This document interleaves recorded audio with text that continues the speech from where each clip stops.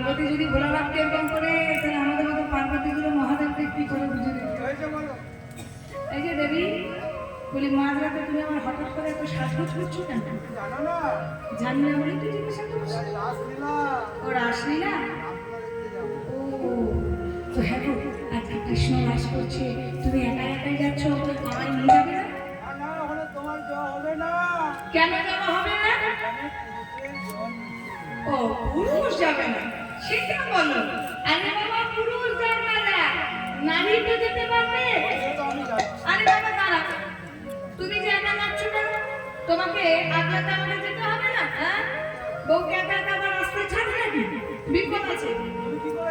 আরে বাবা, লুকিয়ে লুকিয়ে চুপি চুপি যাবো, আমায় তোমার মতো মেয়ে সাজিয়ে দাও না।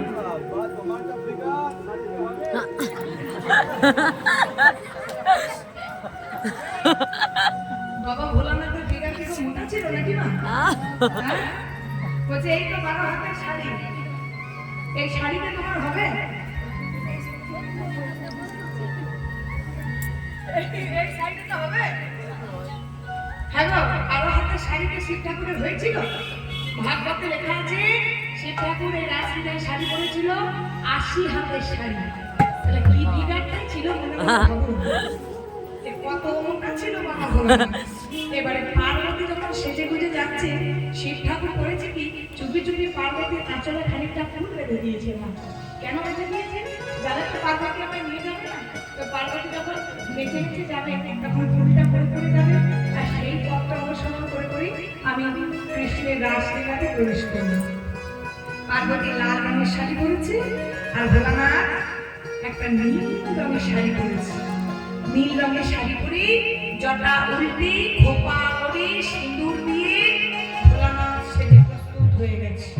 এবারে পার্বতী যাচ্ছে, আর পার্বতীর পেছনে পেছনে ছায়ার মতো যাচ্ছে কে? বাবা ভোলানাথ। পার্বতী কিন্তু জানি না, তো ভোলানাথ পেছনে পেছনে লুকিয়ে লুকিয়ে যাচ্ছে। সবাই করে ধরে দেবে একবার।